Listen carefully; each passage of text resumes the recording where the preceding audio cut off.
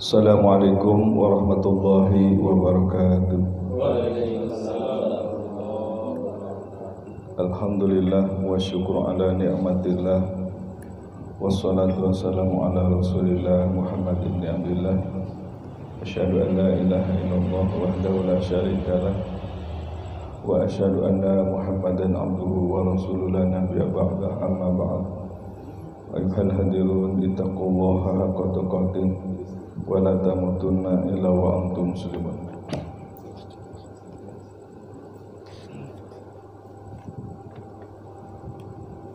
Yang sama-sama kita muliakan, yang sama-sama kita hormati pengarsa Guru Agung Syekh Mukarram Syekh Ahmad Sobur Tajul Arifin Qadassallahu sirrah. Juga yang kita muliakan, yang kita hormati guru kita Syekh Al-Mukarram Kang Ustaz Suparyanto,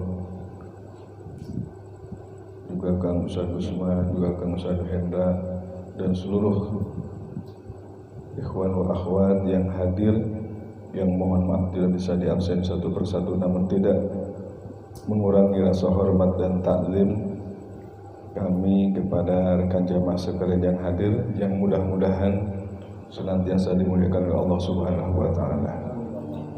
Pertama, marilah kita memanjatkan puja dan puji syukur kehadirat Allah Subhanahu wa taala. Alhamdulillah, di malam yang mulia ini kita bisa berkumpul, hadir bermuajahah, bersilaturahim setelah tadi kita melaksanakan salat maghrib diiringi dengan zikir khatam, terus berjamaah isya zikir khatam, dilanjutkan dengan kajian ilmiah sebagaimana rutinitas di majelis-majelis atau pondok pesantren Suryalaya. Mudah-mudahan berkumpulnya kita di tempat ini, di majelis Wa'tasimu ini, senantiasa mendapatkan limpahan rahmat dan keberkahan dari Allah Subhanahu wa taala. Salawat teriring salam marilah kita sanjungkan kepada junjungan kita Nabi besar Muhammad sallallahu alaihi wasallam, hingga para keluarganya, para sahabatnya, para tabi'in dan itba' tabi'at, dan mudah-mudahan kelak di yaumil kiamat kita mendapatkan syafaatnya. Amin ya Allah ya rabbal alamin. Hadirin jamaah yang dirahmati Allah Subhanahu wa taala, ikhwan wal akhwat. Sudah ngerti teh sudah.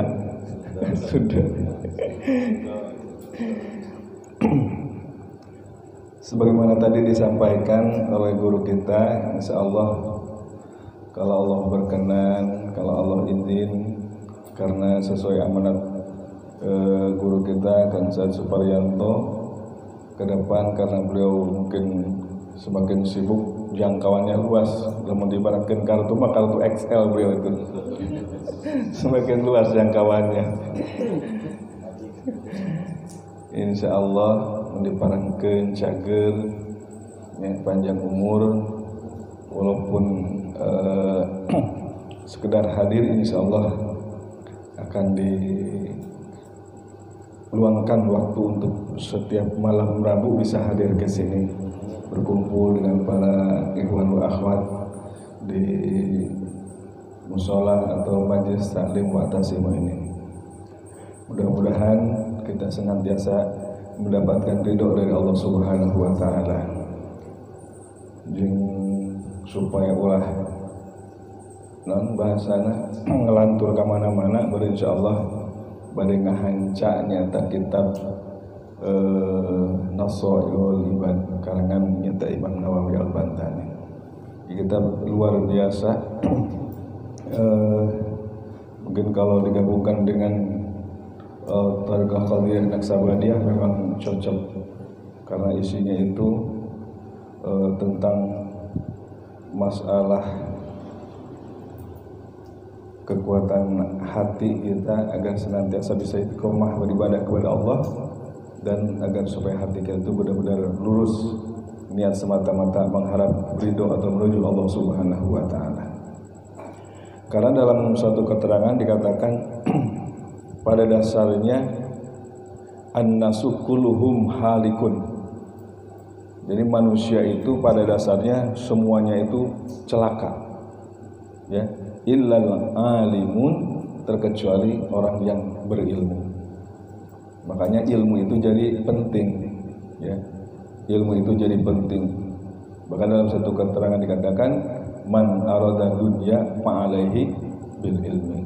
Barang siapa yang ingin hidupnya di dunianya itu sukses, yang ingin hidupnya di dunia itu tidak bangkrut, ya, tidak terlunta-lunta, maka dia harus mempunyai ilmu. Ilmu ngabengkel, sebenarnya ilmu servis HP, ulah tibang asal bisa ngabongkar tapi itu bisa masangkeun. Jadi harus punya ilmunya. Nah, oleh sebab itu jadi penting. Wa man aradal akhirah fa alaihi bil ilmi. Begitupun ketika kita ingin sukses di akhirat nanti, ya. Di akhirat nanti kita ingin sukses, ditempatkan di tempat yang mulia oleh Allah Subhanahu wa taala, itu pun sama, harus ibadahnya kita itu harus dengan ilmu. Makanya saya sangat bersyukur bisa jadi bagian daripada memasuki atau masuk di dalam Thariqah Qadiriyah Naqsabandiyah.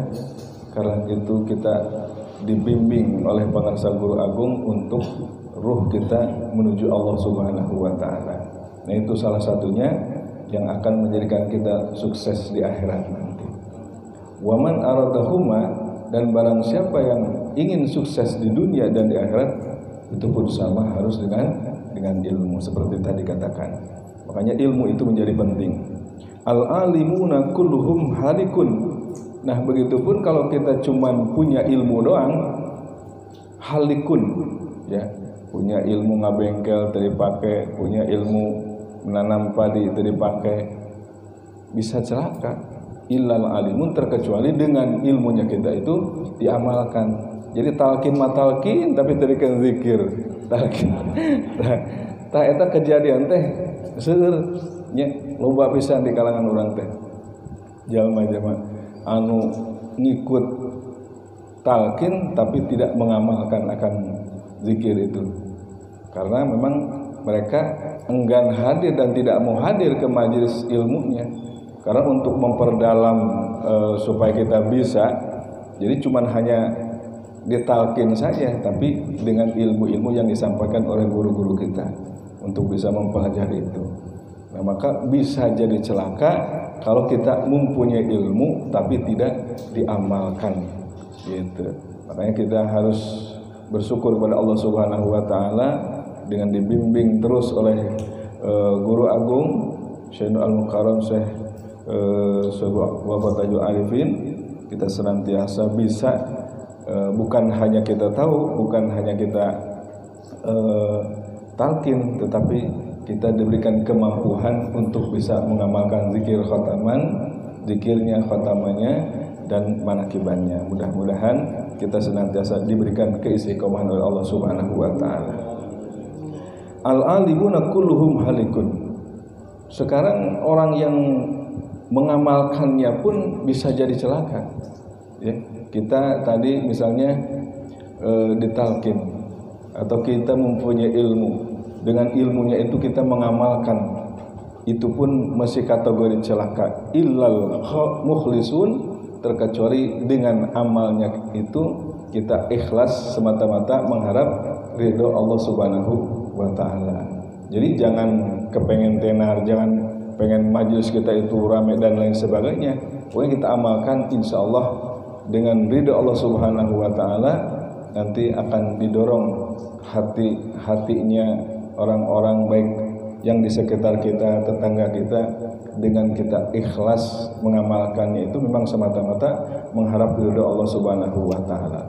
Nah, itu jamaah yang dirahmati Allah Subhanahu wa taala. Sebab ketika kita sudah memasuki agama, kewajiban seorang pemeluk agama termasuk kita di dalam Islam, karena tidak ada agama yang lebih tinggi daripada agama Islam, maka kewajiban kita itu memang berilmu, ya.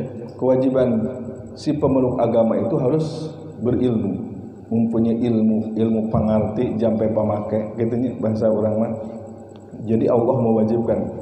Dalam hadis Nabi dikatakan, ya, thalabul ilmi fardhatun 'ala kulli muslimin wal muslimah. Jadi mencari atau menuntut ilmu itu hukumnya wajib bagi muslim laki-laki maupun perempuan. Sebab kalau kita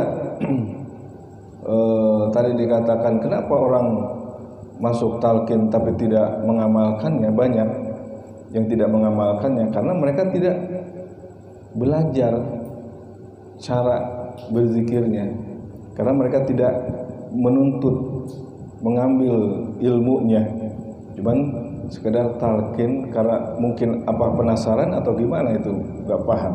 Yang jelas banyak, kalau di Asy'ari itu banyak yang talqin itu tapi tidak mengamalkannya.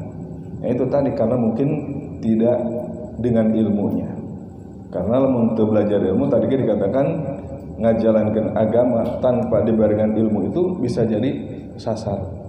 Menjalankan zikir tanpa dengan ilmu pun sama, itu bisa jadi sasar, ya, karena tidak dengan ilmunya. Jadi ibadah yang mendapatkan ridho Allah Subhanahu wa taala itu harus dengan sesuai Al-Qur'an dan Sunnah, ya. Ibadah yang mendapatkan ridho dari Allah Subhanahu wa taala itu harus dengan sesuai Al-Qur'an dan Sunnah. Jadi bahkan Allah itu melarang bagi seseorang hamba ketika mengamalkannya itu tanpa didasari dengan ilmu, karena akan celaka. Nah itu, jadi yang pertama, kewajiban seorang muslim terhadap agamanya itu yang pertama harus berilmu. Yang kedua, dia harus beramal. Jadi ilmu tanpa amal itu tidak ada gunanya, sedangkan ilmu tanpa amal adalah sia-sia. Jadi lamun cenah diibaratkan pohon mah, pohonnya mah subur tapi tidak berbuah, ya. Pohonnya mah subur tadi tapi tidak berbuah. Nah, itu diibaratkan seseorang yang mempunyai ilmu tapi tidak diamalkan dengan ilmunya. Akhwan wa akhwat yang dirahmati Allah Subhanahu wa taala. Seterusnya, sesudah kita berilmu dan beramal, lalu kita berkewajiban untuk berdakwah menyampaikan. Jadi kebanyakan di kita berdakwah dulu tapi tidak berilmu, menyampaikan dulu. Jadi ibarat calo teu apaleun mah nama daerah Bandung teh, hayu we ngajak ka batur Bandung, tapi dia tidak tahu, nya teu pernah teu ngilu mah nama hayu we nitah ka batur tapi mainna teu berangkat ibarat calo. Nah, jadi berdakwah itu kita harus berilmu dan mengamalkan dulu. Ya, seperti halnya Nabi, ya, Nabi yang mulia, Nabi yang agung, termasuk guru mursyid kita, seperti itu dengan ilmu, dengan amal. Jadi orang bisa tersentuh itu ya karena itu tadi. Jadi bukan memaksa orang harus begini, harus begitu, tapi tidak diamalkan, ya. Akhlak-akhlak mulia yang dicontohkan oleh guru-guru agung kita itu, yaitu makanya orang sampai mengikuti manaqib itu setiap bulan sampai ribuan bahkan jutaan yang hadir, yang datang karena akhlak mulianya guru agung yang senantiasa diamalkan, ya. Jadi luar biasa. Makanya kita berdakwah menyampaikan ilmu itu kalau sudah kita amalkan pasti itu lebih mudah dan lebih gampang. Karena itu kewajibannya bagi kita beragama itu yang pertama berilmu, yang kedua mengamalkan, yang ketiga yaitu mendakwahkan atau mengajak. Yang terakhir, ya, yang terakhir kewajiban kita itu bersabar. Nah ini, ya, yang kadang-kadang kita ngedon karena teu sabar. Aduh, bikin ngurangan wae jamaah teh kumaha. Awas, hati-hati. Nah, karena harus ada sabar di situ, ya. Sabar rek loba, rek saeutik, terus jalan terus. Karena yang disukai oleh Allah Subhanahu wa taala itu ya dengan sabarnya itu. Kita akan diuji dengan berbagai macam baik dari kanan kiri ya. Kita zikir naon sih geuning kos kitu eta mah zikir teh. Ya, teu galib, teu umum. Banyak yang seperti itu. Termasuk saya abdi pribadi pindah gara-gara ke majelis itu pernah mengamalkan di musola, dipraktekkan di musola, ternyata hambatannya itu bukan dari orang awam, bahkan orang yang berilmu, dari saudara sendiri, pondok bareng, ya, pesantren bareng, tapi dia tidak belum masuk ke dalam thariqah, akhirnya dia menghasut para jamaah untuk atau agar supaya saya itu tidak mengamalkan di musola atau di majlis. Nah seperti itulah, maka butuh kesabaran. Alhamdulillah berkah mungkin pilihannya bukan di masjid tapi di majlis taklim. Alhamdulillah sudah beberapa tahun jalan sampai sekarang. Nah itu ternyata sudah saya alami itu sabarnya itu. Nah, karena memang jadi penting sabar ini. Kalau mengamalkan sesuatu yang baik itu, ya pasti banyak halangannya, banyak kerintangannya. Sebab lamun cenah nu gampang mah paling hadiahna ge kulkas, hadiahna ge kipas angin. Karena hadiahnya ini adalah kita wusul kepada Allah Subhanahu wa taala, ya, bertemu dengan Allah, bertemu dengan Nabi Muhammad SAW, maka rintangan dan halangannya itu pasti berat. Itu karena hadiahnya amat sangat luar biasa, cobaannya itu pasti luar biasa. Belum lagi cobaan yang ada diri kita yang malas. Abdi kalau mun teu ditengku pangarsa besar Usman maka dia jangan waktu pas manakib sudah sampai langkah lancar karena ada hujan, teu bawa mantel alasana minggir akhirnya. Nyimpang ka jamaah ziarah dibere kopi, ya udah lemah di situ. Akhirnya teu nyampe ka dia. Padahal sudah niat tekad bulat ke sana, datang hadir ke sini. Ingin ditalkin deui gitu, pengen dicas lagi, tetapi itu tidak sampai. Tapi mudah-mudahan niatnya mah udah ada katanya.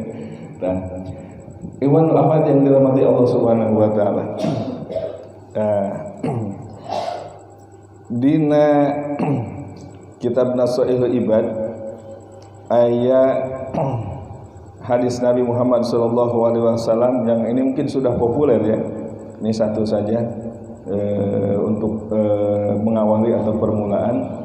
Sayati zamanun ala ummati yafiruna minal ulama'i wal fuqaha fayabtalihumullahu bisalasin baliyat ulaha yarfallahu al barakata min kasbihim wasaniyatu yusallitullahu sultanan zolima wasalisatu yakhrujuna minad dunya bi ghairi iman. Nah ini hadis populer dari Nabi Muhammad SAW menyampaikan bahwasanya bakal datang suatu masa atau satu zaman kepada umatku, kata Nabi Muhammad SAW, yafirruna minal ulama wal fuqaha. Jadi mereka itu lari daripada ulama, lari daripada ahli fikih, tidak mau dekat ke majelis taklim. Makanya rame keneh tadi di mana tadi anu daftar pegawai teh sampai jutaan itu, padahal mereka berdesak-desakan, tapi luar biasa karena memang mereka dijanjikan untuk bisa masuk kerja. Walaupun berdesak-desakan, bisa jadi ada yang pingsan karena jutaan itu.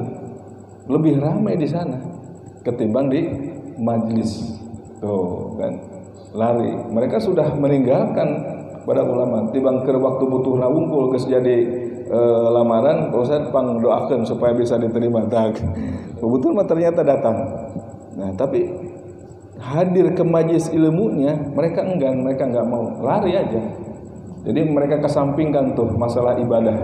Mereka kesampingkan masalah ilmu. Yang mereka pikirkan itu bagaimana masa depan mereka itu supaya bisa dapat kerjaan. Padahal bukan tidak mungkin mereka itu sudah punya pekerjaan.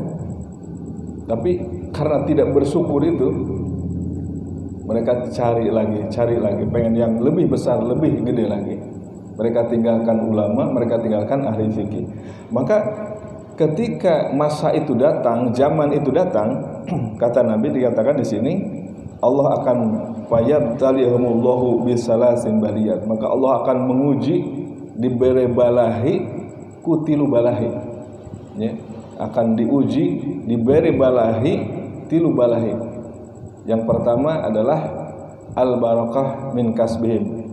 Jadi diangkat keberkahan, ya. Yang pertama yarfa'ullahu al barakata min kasbihim. Allah diangkat keberkahan dari usahanya. Ditiadakan keberkahan dari usahanya. Berkah depan ziyadatun khair. Jadi tambah-tambah kebaikan. Kita punya umur itu dipakai ibadah kepada Allah Subhanahu wa taala. Kita punya harta banyak, bersedekah atau jadi dermawan. Kita punya ilmu, dengan ilmu kita bisa mengamalkan dan mendakwahkan. Yaitu yang disebut dengan berkah. Sedangkan di sini Allah angkat, Allah cabut keberkahan dari usaha mereka. Jadi kan kurang, ya. Teu aya mahina naon teh usahana teh. Nah, itu hasil daripada karena perbuatan diri kita sendiri, karena sudah lari daripada ulama dan ahli fikih. Nah, itu yang pertama. Yang kedua, kata Nabi Muhammad SAW, ketika kita sudah tidak mau hadir, tidak mau datang ke majlis-majlis taklim, ke majlis zikir, ke majlis ilmu, maka Allah akan kirim, yaitu wa yusalitumullahu sultanan zalim, akan dikirim yaitu pemimpin-pemimpin yang zalim, pemimpin-pemimpin yang tidak menyayangi terhadap rakyatnya. Bukan tidak mungkin sekarang juga masih punya pemimpin dan kita pro kontra, ya. Ada katanya dengan kebijakan-kebijakannya itu bisa merugikan pondok pesantren, tuh ada tuh di videonya tuh. Tapi belum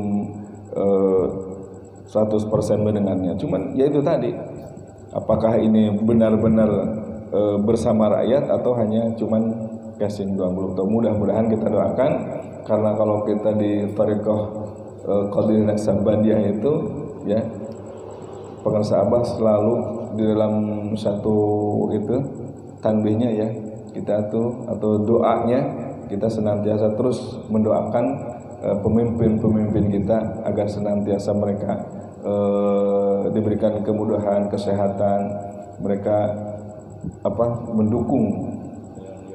Nah, itu. Jadi jangan kita menjauhi, harus terus digandeng, dibimbing antara umaro dan ulama, itu harus berdangan dengan tangan. Nah, itu tadi.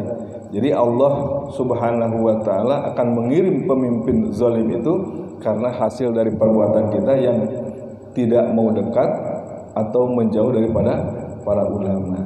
Yang terakhir, yang paling berbahaya adalah balai yang akan dikirim oleh Allah Subhanahu wa taala kepada orang yang menjauhi para ulama dan ahli fikih, yakhrujuna minad dunya bighairi iman. Jadi keluar daripada dunia ini atau meninggal dalam keadaan su'ul khotimah. Nauzubillah, semua nauzubillah. Sedangkan yang kita harapkan itu ya Allah biha, ya Allah biha, ya Allah bihusnul khotimah. Ketika kita meninggal, ketika kita dalam keadaan sakaratul maut, yang kita harapkan kita bisa mengucapkan kalimat la ilaha illallah, baru tuh dakhalal jannah bighairi hisab. Kita akan masuk ke dalam surganya Allah kalau kita sudah bisa mengucapkan kalimat la ilaha illallah. Ikhwan wa akhwat yang dirahmati Allah Subhanahu wa taala, mungkin pada malam ini permulaan saja, walaupun sedikit, kami harapkan mudah-mudahan bisa bermanfaat. Mudah-mudahan lain waktu kalau umur kita panjang, kita bisa sambung kembali. Mohon maaf apabila ada kehilapan. Yang baik itu merupakan ilmu dari Allah Subhanahu wa taala. Kalau ada salah itu merupakan kebodohan dari saya sendiri. Akhirul kalam, assalamualaikum warahmatullahi wabarakatuh.